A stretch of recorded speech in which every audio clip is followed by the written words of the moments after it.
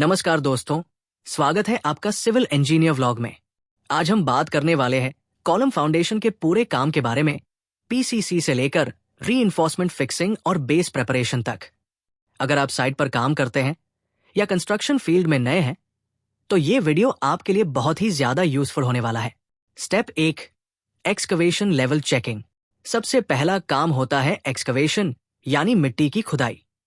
Column foundation के लिए drawing के हिसाब से साइज और डेप्थ निकाली जाती है। एक्सकवेशन करते समय ध्यान रखना चाहिए कि जमीन पूरी तरह लेवल हो और लूज सॉइल को अच्छे से हटा दिया जाए। बहुत बार साइट पर लोग जल्दीबाजी में एक्सकवेशन को लाइटली ले लेते हैं, लेकिन फाउंडेशन की मजबूती एक्सकवेशन की सही गहराई और सही लेवलिंग पर ही डिपेंड करती है। इसके बाद साइट इंजीनियर या सुपरवाइजर लेवल मशीन या वाटर लेवल से ये चेक करता है कि पूरा बेस बराबर है या नहीं। Step 2, PCC work, plane cement concrete. Excavation पूरा होने के बाद अगला काम होता है पीसीसी डालना। पीसीसी का मतलब है प्लेन सीमेंट कंक्रीट, जो आमतौर पर M10 या M15 ग्रेड में डाली जाती है।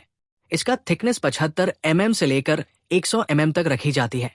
पीसीसी डालने का मेन पर्पस होता है: 1, रीइंफोर्समेंट को डायरेक्ट सॉइल से कांटेक्ट में आने से बचाना।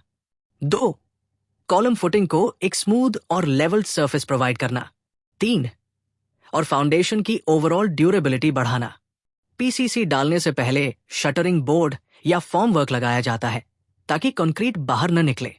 पीसीसी डालने के बाद इसे अच्छी तरह कॉम्पैक्ट और फिनिश करना बहुत जरूरी है। Step 3, reinforcement work.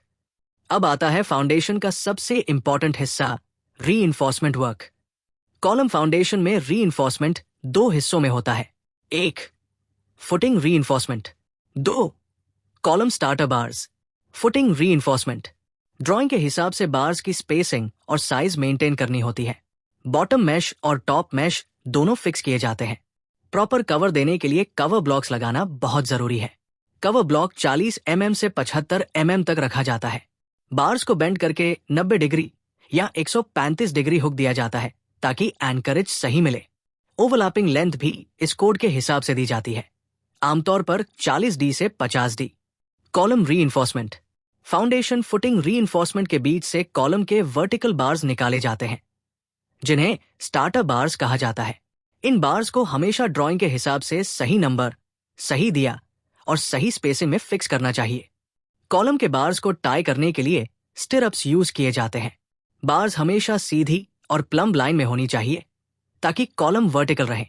साइड पर अक्सर ये गलतियां होती है: कवर ब्लॉक न लगाना, बाइंडिंग वायर सही से न बांधना, बार्स को मिट्टी से कांटेक्ट में छोड़ देना। इन गलतियों से फ्यूचर में कोरोजन और स्ट्रेंथ की प्रॉब्लम आ सकती है। Step 4, base form work preparation. जब रीइंफोर्समेंट पूरा हो जाए तब फुटिंग के लिए फॉर्म वर्क लगाया जाता है। फॉर्म वर्क हमेशा टाइट होना चाहिए ताकि कंक्रीट लीक न हो। फॉर्म वर्क की अलाइनमेंट और साइज ड्राइंग के हिसाब से चेक करनी चाहिए। इसके बाद फुटिंग कंक्रीट डालने से पहले रीइंफोर्समेंट की फाइनल चेकिंग होती है: spacing, cover block, binding wire सब प्रॉपर्ली फिक्स है या नहीं। कॉलम रीइंफोर्समेंट को भी प्लम्ब लाइन से चेक किया जाता है ताकि ऊपर जाते समय कॉलम सीधा रहे। Step 5, concrete pouring in footing column starter. अब आता है सबसे मेन काम, कंक्रीट पोरिंग। फुटिंग में यूजुअली M20 ग्रेड या उससे ऊपर का कंक्रीट यूज किया जाता है। कंक्रीट साइड पर मैन्युअली भी डाला जा सकता है और बैचिंग प्लांट से भी लाया जा सकता है। कंक्रीट डालते समय वाइब्रेटर का यूज करना बहुत जरूरी है ताकि कंक्रीट में वॉइड्स न रहें और स्ट्रेंथ प्रॉपर मिले। कंक्रीट डालने के बाद सरफेस को फिनिश किया जाता है और क्यूरिंग शुरू की जाती है। कॉलम स्टार्टर पोर्शन को भी साथ ही साथ कास्ट किया जाता है ताकि फ्यूचर कॉलम प्रॉपर्ली जुड़ सके। Step 6, curing safety measures. Foundation में कंक्रीट डालने के बाद कम से कम 7 दिन तक प्रॉपर क्यूरिंग करनी चाहिए। क्यूरिंग से कंक्रीट की स्ट्रेंथ और ड्यूरेबिलिटी बढ़ती है। कॉलम फाउंडेशन के दौरान सेफ्टी का भी ध्यान रखना बहुत जरूरी है। एक्सकवेशन के पास प्रॉपर बैरिकेडिंग होना चाहिए। लेबर्स को सेफ्टी हेलमेट और ग्लव्स पहनने चाहिए। रीइंफोर्समेंट कटिंग और बेंडिंग के दौरान सेफ्टी टूल्स यूज करने चाहिए। तो दोस्तों, ये था कॉलम फाउंडेशन का पूरा प्रोसेस। एक्सकवेशन से लेकर पीसीसी, रीइंफोर्समेंट, फॉर्म वर्क और कंक्रीट तक। कंस्ट्रक्शन साइट पर अगर आप इन स्टेप्स को प्रॉपर्ली फॉलो करते हैं तो फाउंडेशन हमेशा स्ट्रॉन्ग और ड्यूरेबल बनेगा। याद रखिए, फाउंडेशन जितना मजबूत होगा, आपका स्ट्रक्चर उतना ही सेफ और लॉन्ग लास्टिंग होगा। अगर आपको ये वीडियो इन्फॉर्मेटिव लगा तो इसे लाइक और शेयर जरूर करें और चैनल सिविल इंजीनियर व्लॉग को सब्सक्राइब करना न भूलें।